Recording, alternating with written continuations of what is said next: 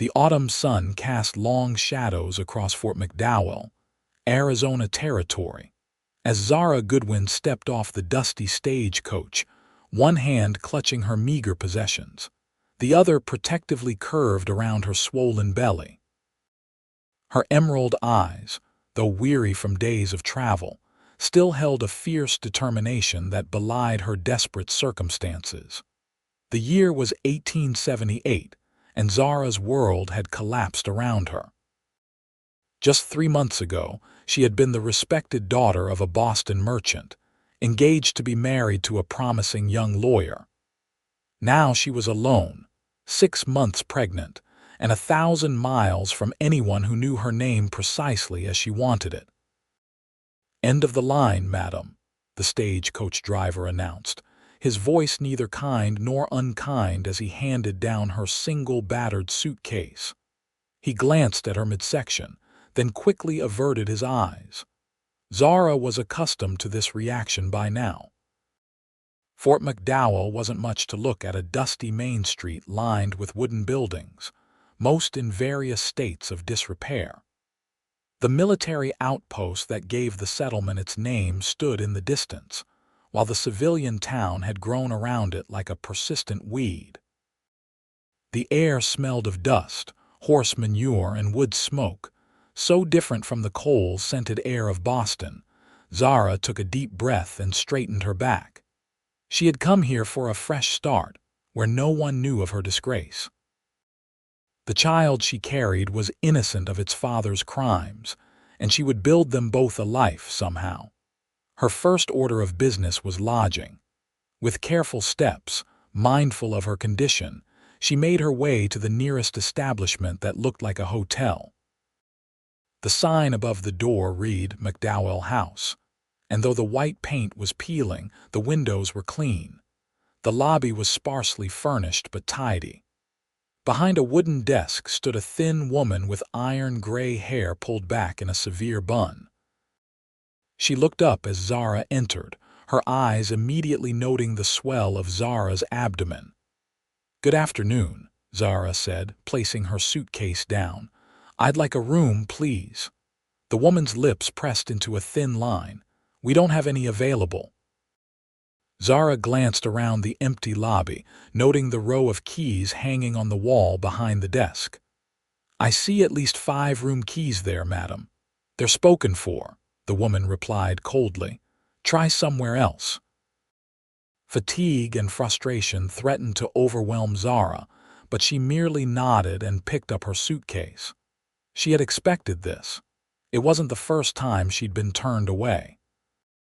The next establishment was a boarding house run by a plump widow who seemed kind until Zara mentioned she needed accommodations for several months.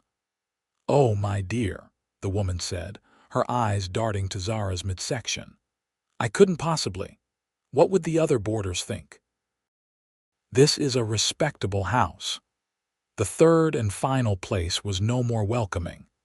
As the sun began to set, painting the desert landscape in hues of orange and purple, Zara found herself once again on the main street, suitcase in hand, with nowhere to go. Her stomach growled, reminding her that she hadn't eaten since early morning. At least a meal would be easier to secure than a room. She spotted a small café and headed toward it, hoping for a simple meal and perhaps advice on where a woman in her condition might find shelter. The café was warm and filled with the aroma of coffee and freshly baked bread. A few patrons sat at scattered tables, and a man stood behind the counter. He was tall and broad-shouldered, with a weathered face that spoke of years under the Arizona sun. As Zara approached, he looked up, his blue eyes meeting hers. "Evening, miss," he said, his voice deep and measured. "What can I get for you?" "Whatever is hot and filling," Zara replied, setting her suitcase down with relief. "And perhaps some information if you'd be so kind." The man nodded and turned to prepare a plate. "New in town?" he asked, glancing back at her. "Yes, just arrived. I'm looking for a place to stay, but I've found the accommodations less than welcoming." He placed a bowl of hearty stew and a thick slice of bread before her. "On the house," he said, waving away the coin she'd pulled from her purse. "Folks around here can be set in their ways. A woman alone." His eyes flicked briefly to her belly. "I understand," Zara said, though her tone suggested otherwise. She took a spoonful of the stew, savoring the warmth and flavor. "I'm Fletcher Kane," he said, extending a calloused hand. "Most folks call me Fletch." "Zara Goodwin," she replied, shaking his hand. There was something reassuring about his grip, firm yet not overpowering. Fletcher studied her for a moment. "Miss Goodwin, I don't mean to pry, but you look like you've traveled hard and far. Do you have any plans for the night?" Zara hesitated. In Boston, such a question from a man would be highly inappropriate. But this wasn't Boston, and she was desperate. "I had hoped to secure a room, but it seems my condition has made that difficult." Fletcher's expression darkened. "They turned you away, all three places," Zara nodded, taking another spoonful of stew to avoid elaborating. "That ain't right," Fletcher muttered. He seemed to be considering something, his brow furrowed in thought. Finally, he said, "I've got a proposition for you, Miss Goodwin. Nothing untoward," he added quickly, seeing her expression. "I own a small ranch about a mile outside town. There's a cabin used to be for the ranch foreman, but he moved on last month. It's simple but sound. You'd be welcome to stay there until you get settled." Zara stared at him, searching for any hint of deception in his clear blue eyes. "Why would you do that? You don't know me." Fletcher shrugged. "Maybe I've got a soft spot for folks in tough situations. Or maybe I just can't abide seeing someone treated poorly for no good reason." He gestured around the nearly empty café. "Business is slow anyway. I could use an extra pair of hands here if you're willing to work. Room and board in exchange." Zara considered his offer. She had planned to find employment, though she hadn't expected to be offered a position so quickly. And the idea of a small cabin, away from judging eyes, was appealing. "I can cook," she said finally, "and clean. I'm good with numbers too." Fletcher smiled, and it transformed his face from merely handsome to something that made Zara's heart skip a beat. "Then we have a deal, Miss Goodwin. Finish your meal, and I'll take you out to the ranch when I close up." As Zara ate, Fletcher attended to the few remaining customers. She observed him surreptitiously, noting his easy manner with the patrons and the respect they seemed to show him in return. He moved with the confident grace of a man accustomed to physical labor, yet there was a gentleness in how he handled the dishes and spoke to an elderly customer. When the last patron had left, Fletcher locked the door and turned the sign to "closed." He disappeared briefly into the back and returned with a heavy coat. "Nights get cold out here," he explained, handing it to her. "It's too big, but it'll keep you warm for the ride." Outside, a wagon waited, hitched to two sturdy horses. Fletcher loaded her suitcase and then offered his hand to help her up to the seat. His touch was warm through her glove, and for a moment, Zara felt something she hadn't in months safe. As they drove through the darkening desert, Zara marveled at the vastness of the sky. Stars appeared, first a few, then hundreds, then thousands, in a display more magnificent than any she had seen in the East. "It's beautiful," she murmured.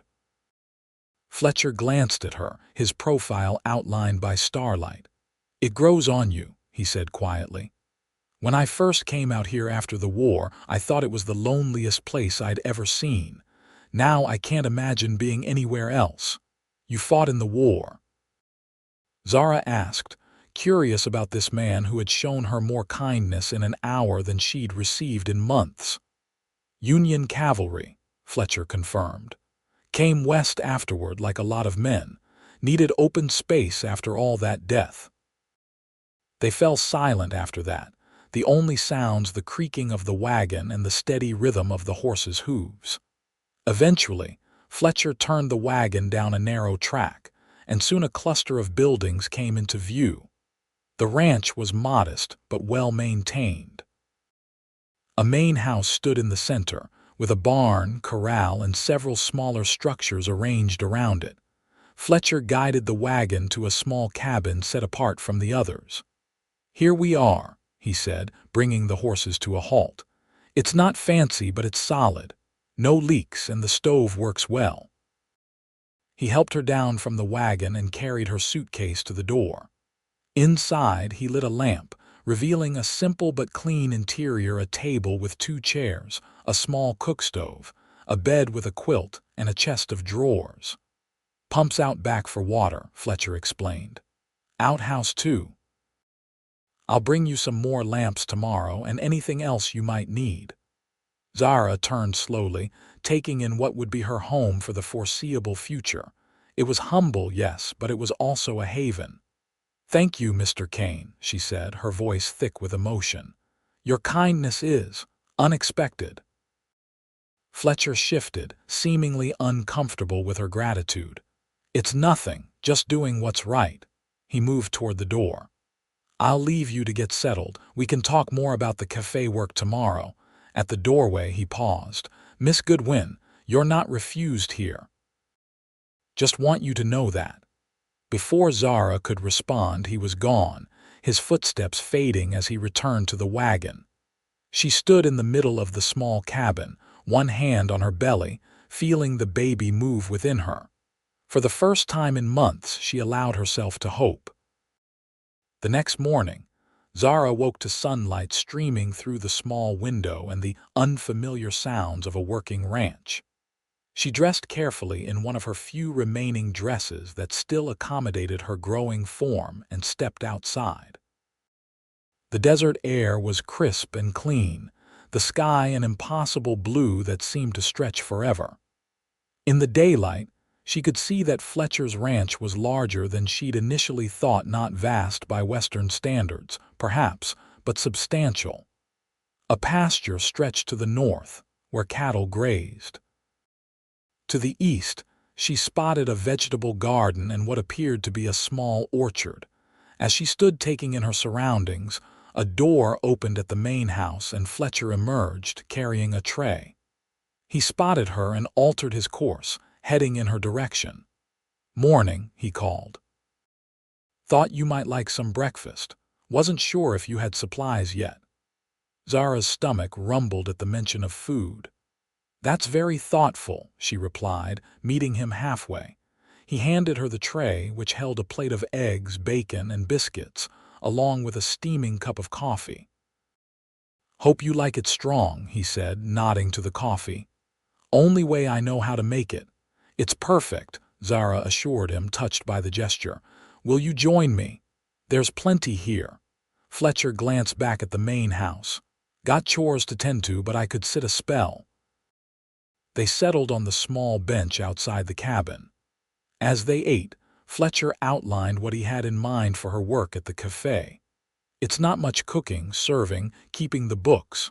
I've been doing it all myself since my last help left, but with the baby coming." He trailed off, looking slightly embarrassed. "Well, I figure you'd know better than me what you can manage." Zara appreciated his consideration. "I'm stronger than I look, Mr. Kane, and I'm not due for another 3 months. I'm sure I can handle whatever needs doing." Fletcher nodded, seemingly satisfied. "Call me Fletch, please. Mr. Kane makes me feel like my father." He stood, taking the empty tray. "I'll come by around noon to take you to the café. We open for the dinner crowd at 4. As he walked away, Zara couldn't help but admire his tall figure. There was something compelling about Fletcher Kane, beyond his kindness. He moved with a quiet confidence that spoke of a man comfortable in his own skin, rare in her experience. She spent the morning settling into the cabin, unpacking her few belongings and making mental notes of what she would need.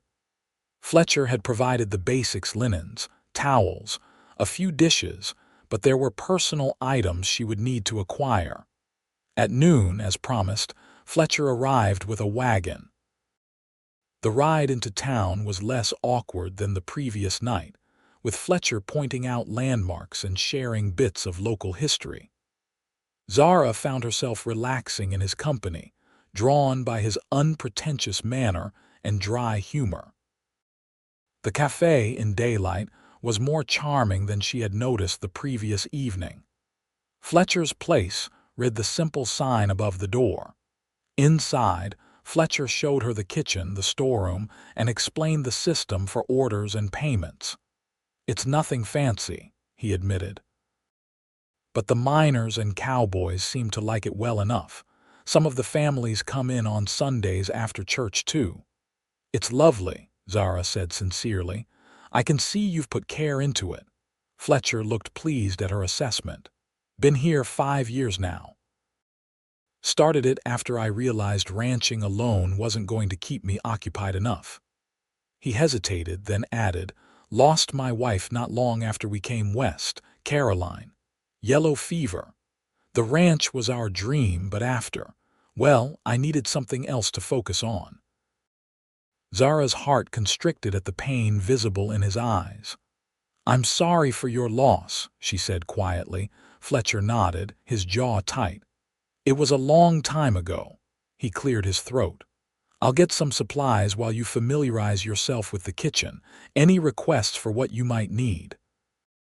The afternoon passed quickly as Zara explored the café.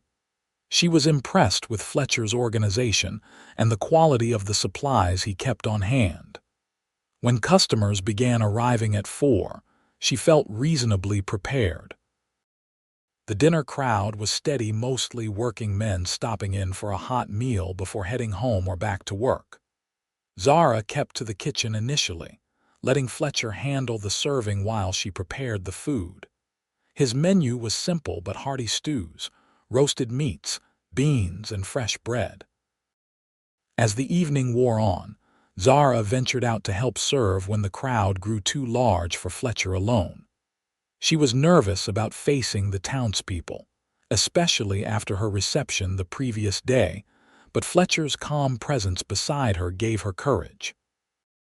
There were stares, certainly, and whispers behind hands, but no one said anything directly offensive. One table of miners fell silent when she approached, then resumed their conversation in awkwardly polite tones. An older woman sitting with who appeared to be her husband gave Zara a cold look, but accepted her service without comment. By closing time, Zara was exhausted but satisfied with the work. As they cleaned up, Fletcher seemed pleased as well. "You're a natural," he commented as she tallied the day's earnings. "Better with the customers than I am, that's for certain." Zara smiled, warmed by the praise. "You underestimate yourself. They respect you. I could see it in how they defer to you." Fletcher shrugged. "Known most of them a long while. You did well, especially considering." He gestured vaguely toward her midsection. "Thank you for giving me a chance," Zara said, suddenly serious. "Not many would." Fletcher's blue eyes held hers. "Their loss," he said simply. The ride back to the ranch was companionable, with Fletcher pointing out constellations in the clear night sky. As they approached the cabin, Zara found herself reluctant for the evening to end. "Would you like to come in for some tea?" she asked impulsively as he helped her down from the wagon. Fletcher hesitated, and for a moment Zara feared she had overstepped. But then he nodded. "Let me see to the horses first." Inside the cabin, Zara busied herself with the kettle, acutely aware of the intimate setting. When Fletcher entered, removing his hat, the small space seemed to shrink further. "Sugar?" she asked, grateful for the mundane task to focus on. "No, thank you," he replied, settling into one of the chairs. His long legs stretched out, and Zara found herself noticing the strength evident in his frame. They talked as they sipped their tea about the café, about the town, carefully avoiding personal topics. But as the hour grew late, Zara found herself wanting to share more with this quiet man who had shown her such kindness. "I should tell you why I'm here," she said finally. About the baby, Fletcher shook his head. No need. Your business is your own. Still, I'd like you to know. Zara took a deep breath. I was engaged to be married. Edward was a lawyer in Boston, well respected from a good family. We were to be married in June. Fletcher listened silently, his face expressionless. In January, after a dinner party at his parents' home, Edward took liberties. I told him we should wait until we were married, but he insisted that since we were engaged, it was merely anticipating our vows. Zara's cheeks burned with the memory. I was foolish and in love. I believed him when he said it would only bring us closer.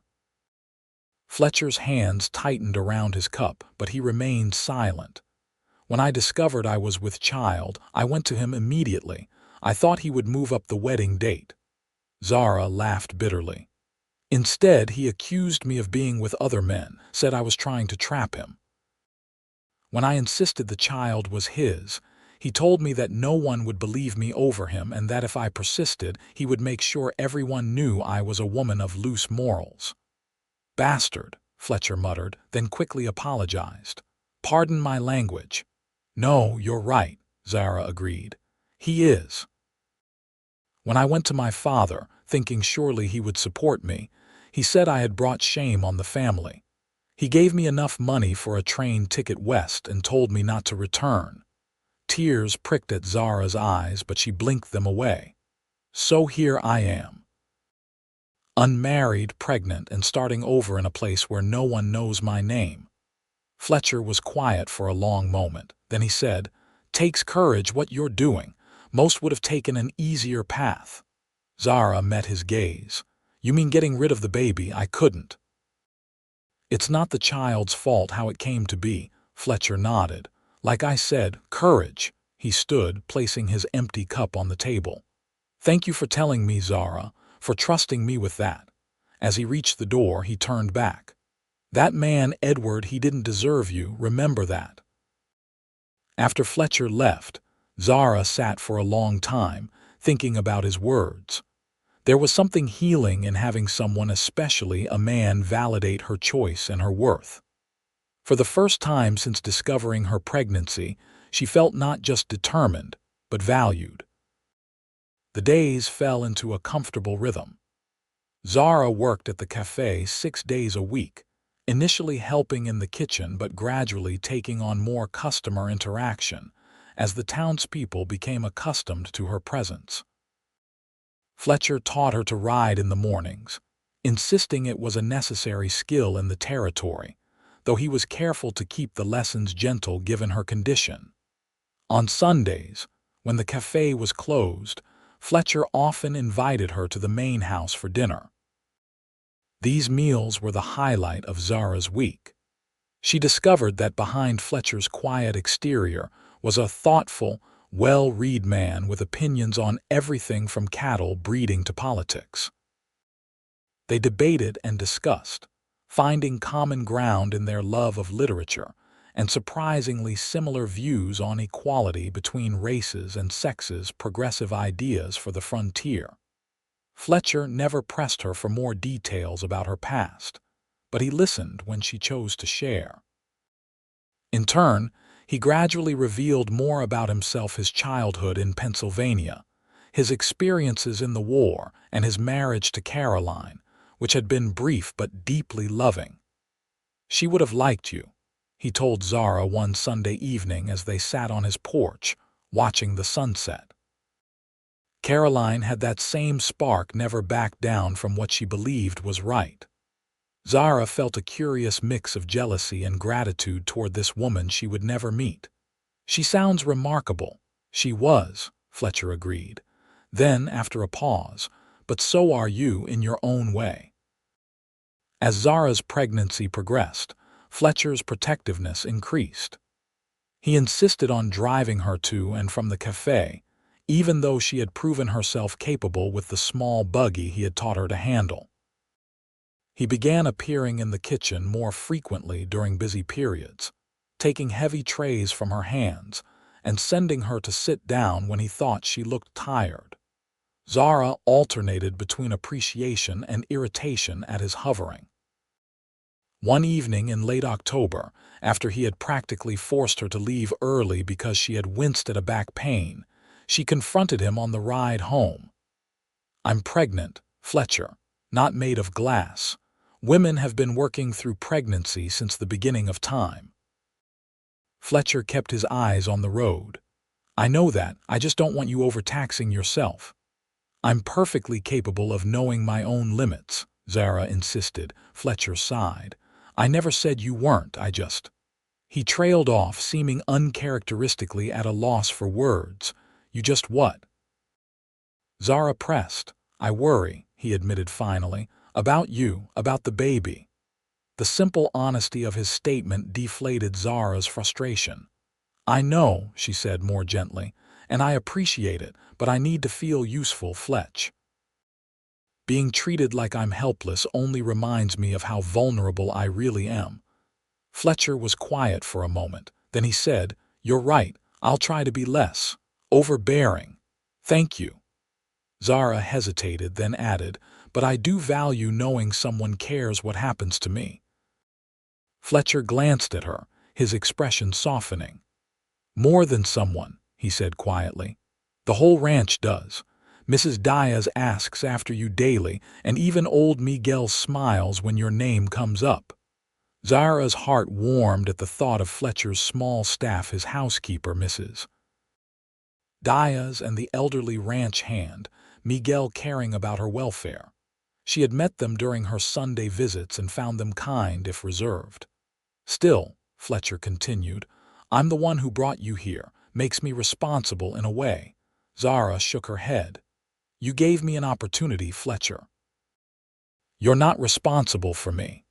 Fletcher didn't respond, but his expression suggested he disagreed.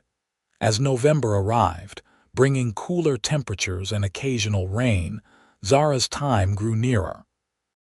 Fletcher insisted on hiring a girl from town, Betsy Miller, to help at the café, allowing Zara to work shorter hours.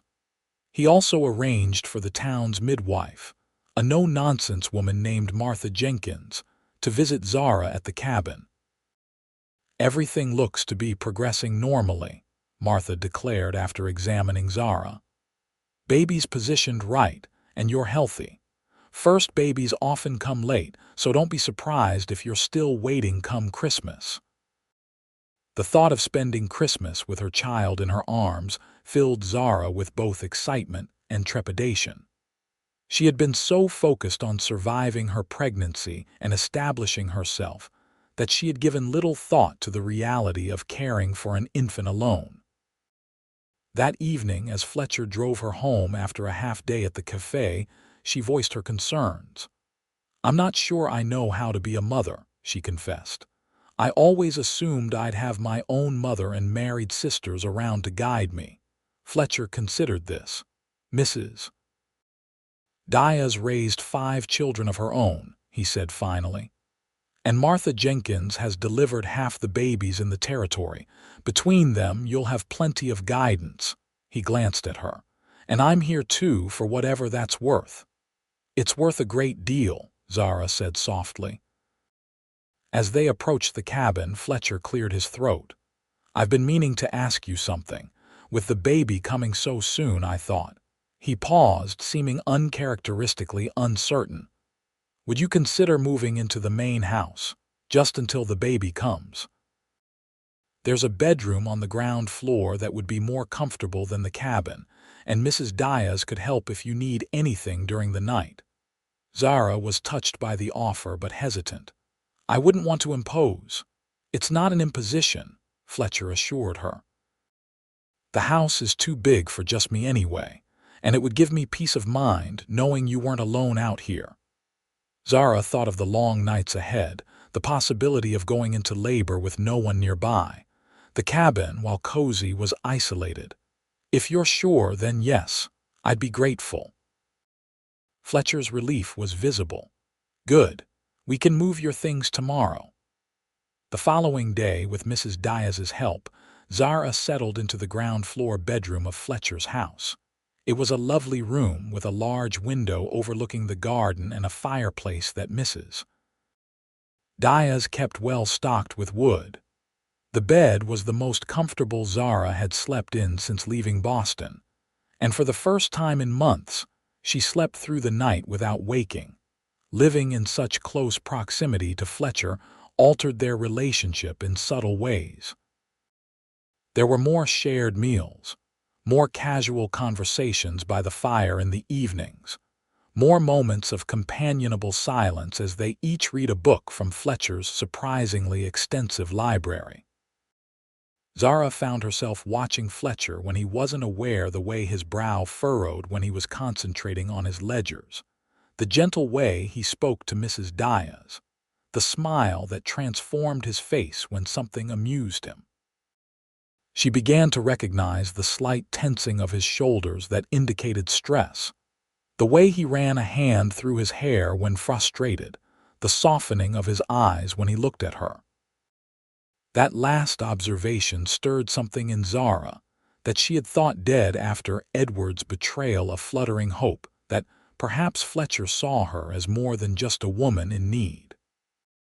One evening in early December, as they sat by the fire after dinner, Fletcher broached a subject they had both been avoiding.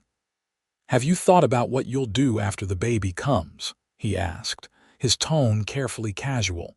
Zara's hand stilled in her lap. "I assumed I would return to the cabin once I'm recovered enough. Continue working at the café if you'll still have me." Fletcher nodded slowly. "Of course the position is yours as long as you want it, but I was thinking." He set aside his book and leaned forward.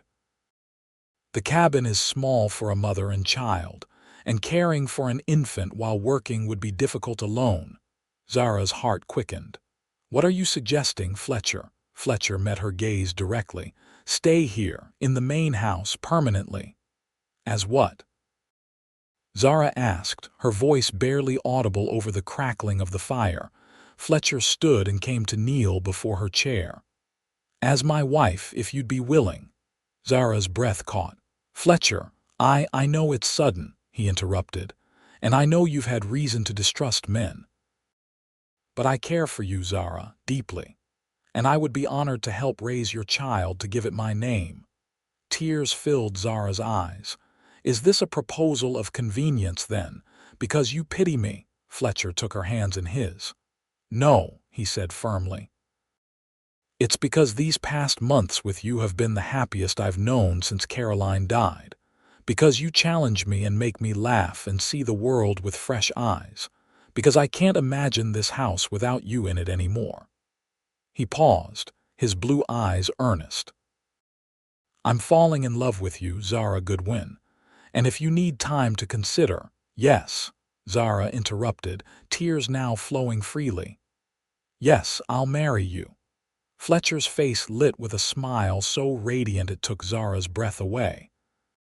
He leaned forward, hesitant, and Zara closed the distance between them, pressing her lips to his. The kiss was gentle at first, then deepening as Fletcher's arms went around her. When they finally parted, both were breathless. "I'm falling in love with you too," Zara whispered, resting her forehead against his. "I think I have been for weeks." Fletcher kissed her again, then pulled back, his expression suddenly concerned. "The baby just kicked me," he said, surprised. Zara laughed. "He or she has been active lately. I think they approve of their new father." Fletcher's eyes grew suspiciously bright at the word father. He placed a reverent hand on Zara's belly. "Hello, little one," he said softly. "I promise I'll do right by you and your mother." The moment was so tender that Zara felt her heart might burst.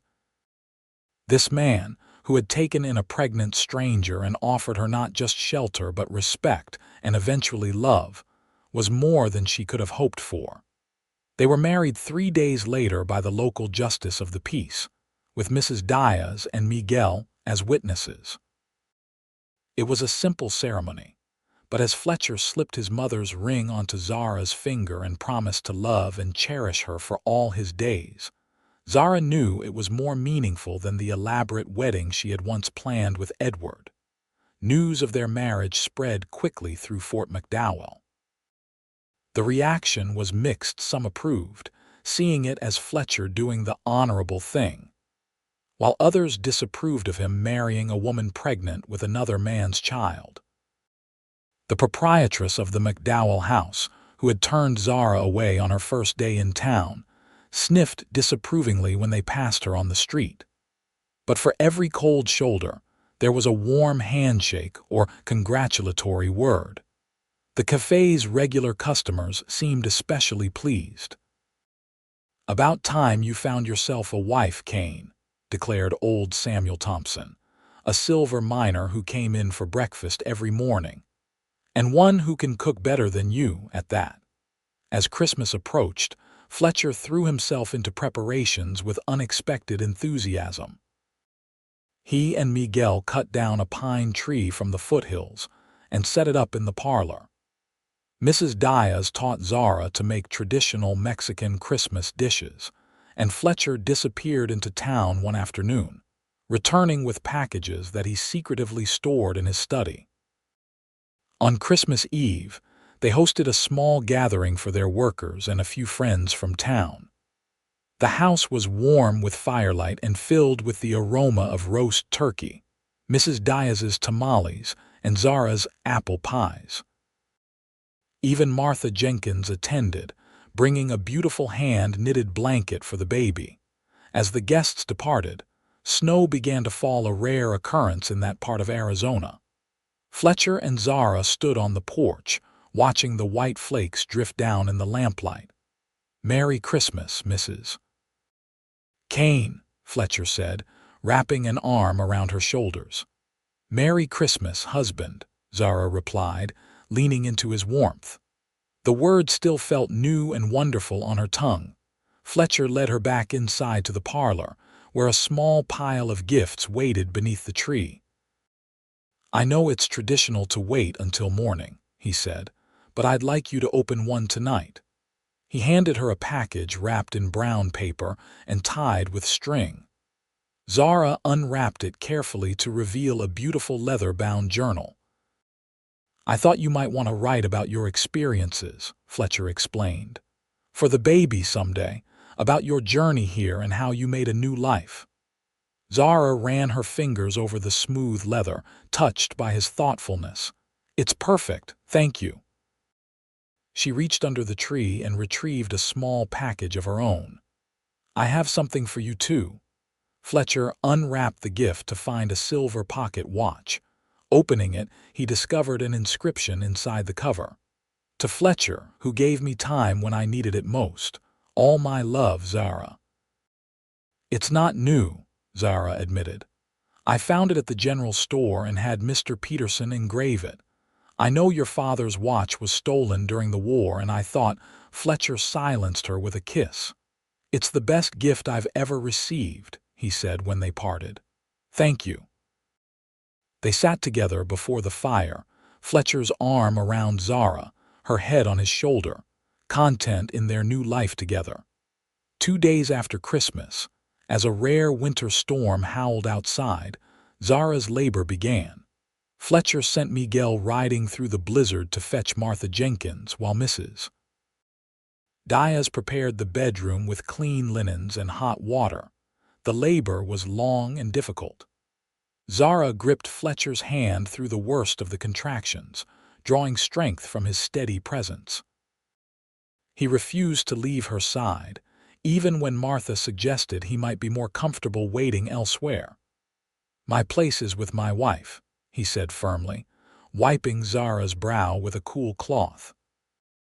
As dawn broke on December 28, 1878, Zara gave birth to a healthy baby boy with a shock of dark hair and eyes that already showed hints of her own emerald green. "He's perfect," Fletcher whispered, awe in his voice as Martha placed the swaddled infant in Zara's arms. "Would you like to hold your son?" Zara asked, her exhaustion momentarily forgotten in the joy of the moment. Fletcher hesitated, then carefully took the tiny bundle. His large hands, so capable with horses and cattle, cradled the newborn with surprising gentleness. "Hello, son," he said, his voice thick with emotion. "Welcome to the world." As they admired the baby, Martha finished her work, ensuring Zara was comfortable and the birthing room was tidied. "He's a fine, healthy boy," she declared.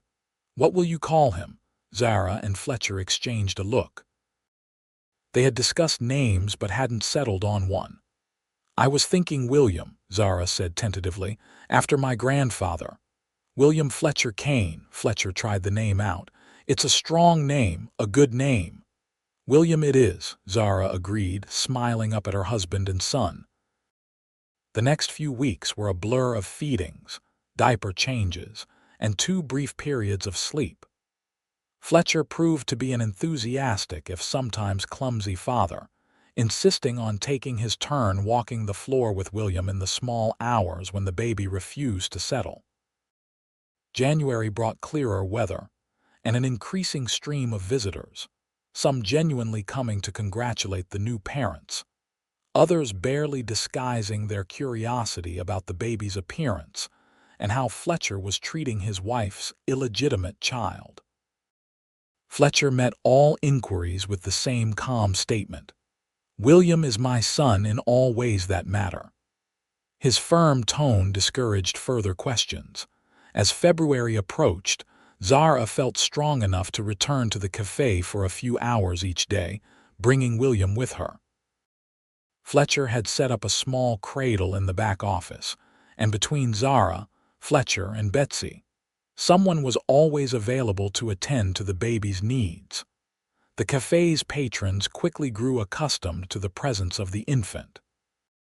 Gruff miners who had never held a baby found themselves awkwardly cradling William while they waited for their meals.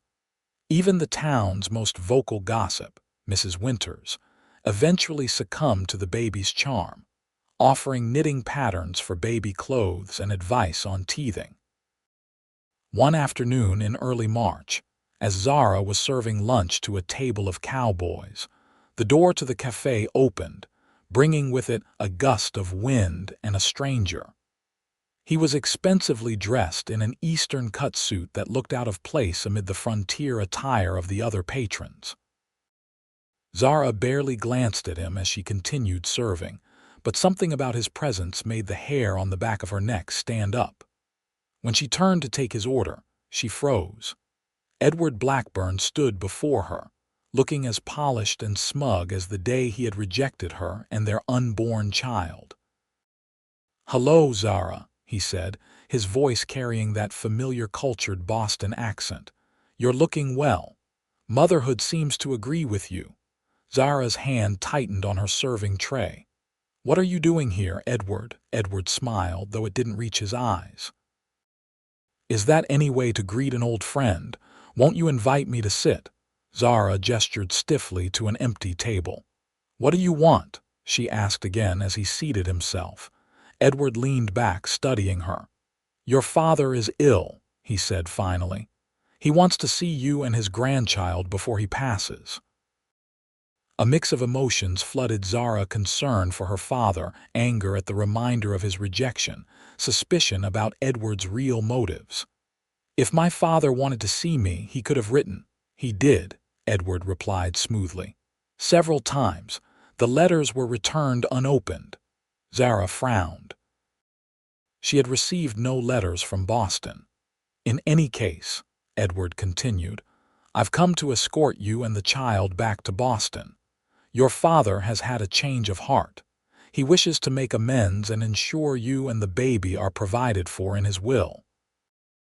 "I don't need my father's money," Zara said coldly. "I have a home and a family here." Edward's eyebrows rose. "Yes, I heard you'd made quite a connection with the local cafe owner. How quaint." His tone made the word an insult. Before Zara could respond, Fletcher emerged from the kitchen.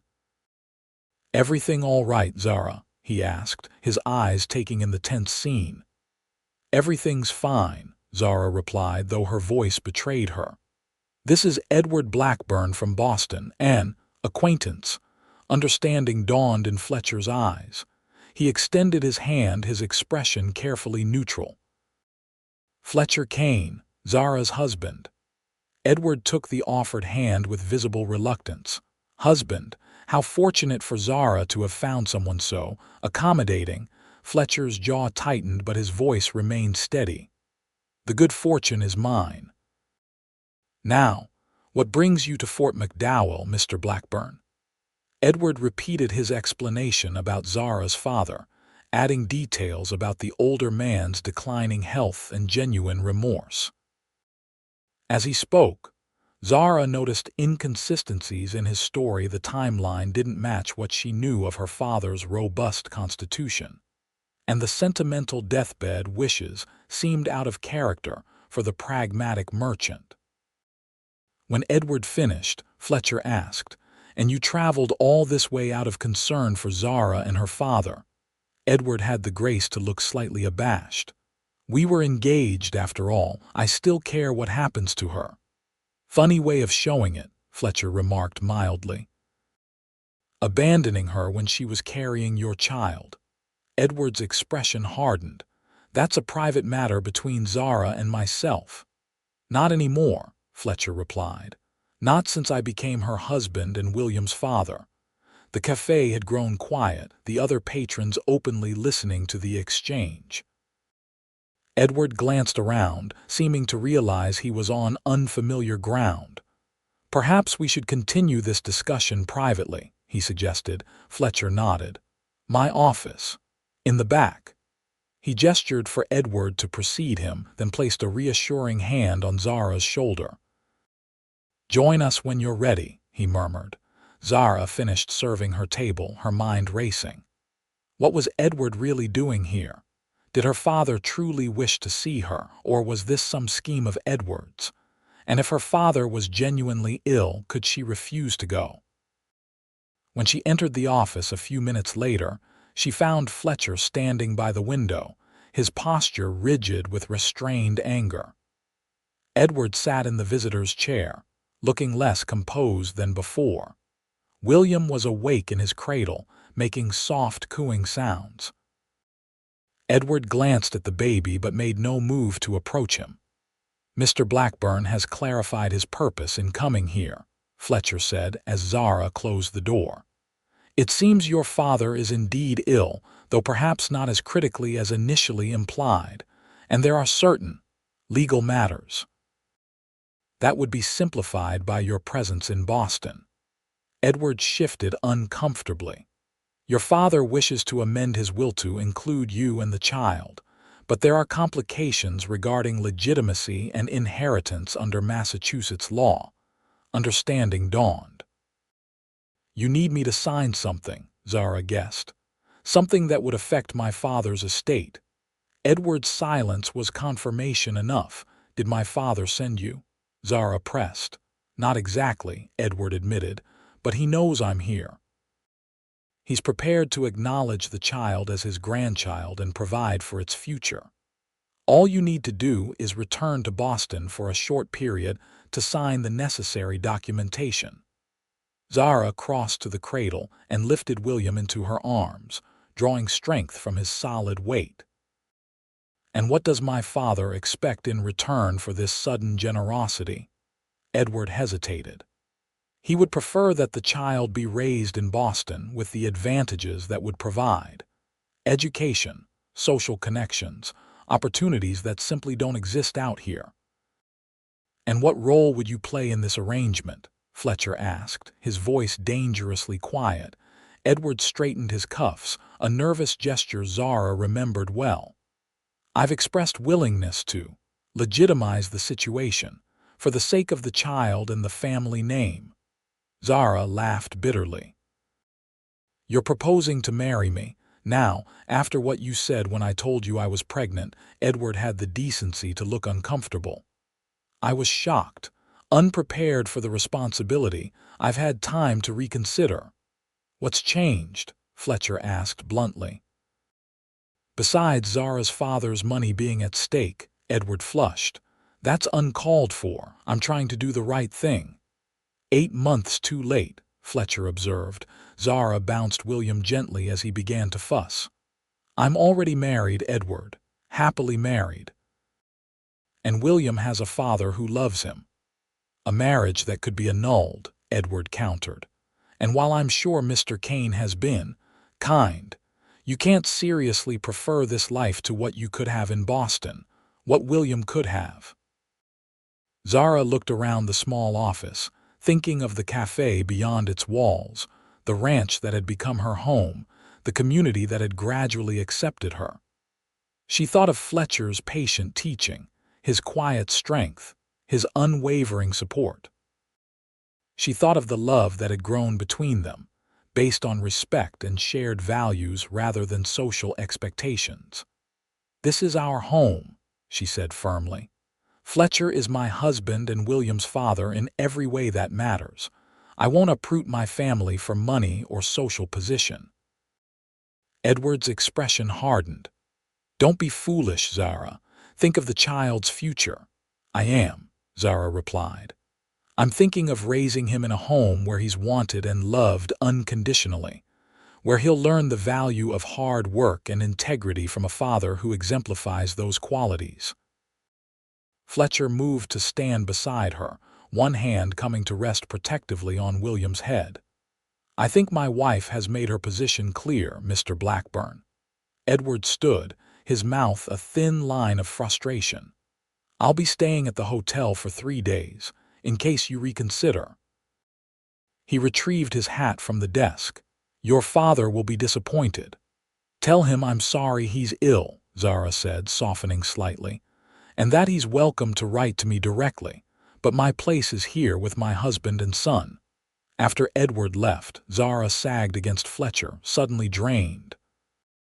He wrapped his arms around her and William, holding them close. "Are you all right?" he asked softly. "Yes," Zara said, and was surprised to find it was true. "Seeing him again, it doesn't affect me the way I thought it would. He seems smaller somehow, less significant." Fletcher kissed the top of her head. "You were magnificent. But if you wanted to see your father," Zara shook her head. "If he truly wants to see me, he knows where I am. And if he's changed his mind about William, he can acknowledge his grandson without my presence in Boston." She looked up at Fletcher, her heart full. "Everything I need is right here." Fletcher's eyes darkened with emotion. "I love you, Zara Kane, more than I can say." "I love you too," Zara whispered, rising on tiptoe to kiss him. William, squished between them, made his presence known with a loud squawk of protest. They both laughed, the tension of Edward's visit dissipating. "Come on," Fletcher said, taking the baby. "Let's close up early and go home." Edward remained in town for the promised 3 days, making one more attempt to persuade Zara to return to Boston. When she refused again, he left on the eastbound stage, a letter from Zara to her father in his pocket, a letter offering forgiveness, and an open invitation to visit his daughter and grandson in their Arizona home. Life settled back into its rhythm after Edward's departure. Spring arrived in the desert, bringing wildflowers and increased business at the café as travelers began moving through the territory again. William grew and thrived, developing his mother's smile and his father's determined expression when frustrated. One evening in late April, as they sat on the porch watching the sunset, Fletcher brought up a subject that had been on his mind. "I've been thinking about the café," he said, idly stroking Zara's hand where it rested on his arm. "Oh," Zara glanced up at him. "Is something wrong?" "Not wrong exactly, but I'm stretched thin between it and the ranch, and with William growing and maybe more children someday." He looked at her questioningly. Zara smiled. They had been discussing expanding their family, agreeing that they didn't want William to be an only child. "What are you thinking? What would you say to becoming a partner in the café? Officially, I mean. You already run it most days and you have a better head for the business than I do." Zara sat up straighter. "You'd want me as your business partner?" Fletcher nodded. "Equal partners. Your name on the sign alongside mine. Fletcher and Zara's place." Zara tried the name out loud. "Kane Family Café," Fletcher suggested. "Has a nice ring to it, don't you think?" Zara's heart swelled at the inclusion of family in the name. "I'd be honored," she said. "But are you sure?"